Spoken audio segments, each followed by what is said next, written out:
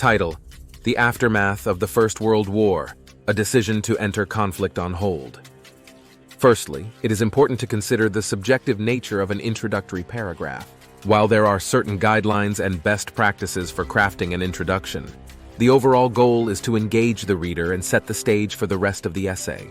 Therefore, there is no one-size-fits-all approach to writing an introduction, and what works for one essay may not work for another.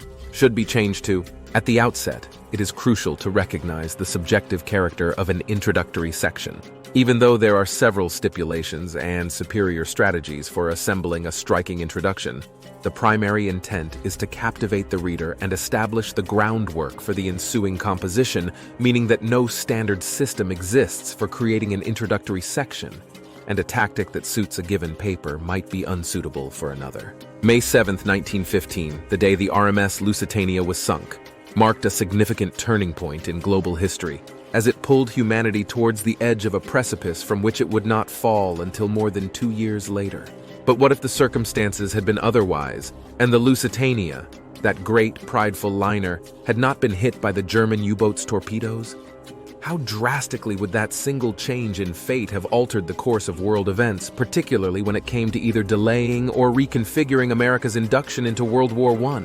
The change in American opinion. Following the Lusitania's successful journey across the Atlantic, the United States was able to avoid direct involvement in the turmoil of war. It retained a cautious stance of neutrality, and President Woodrow Wilson continued to push for peace.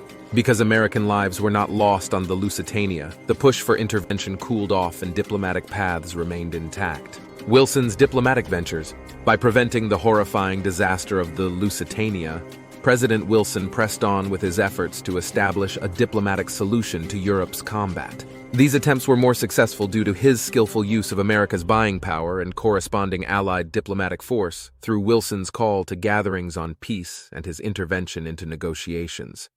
His negotiating offers were much more widely listened to, because for the Allies and Central Powers, there was no grave debt.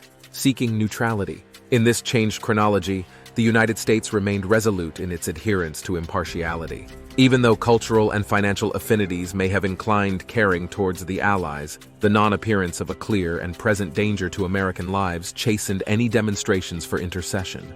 With the conflict in Europe intensifying, the United States kept on transacting with both contenders, promoting its economic situation while sidestepping the impasses of outward scuffling.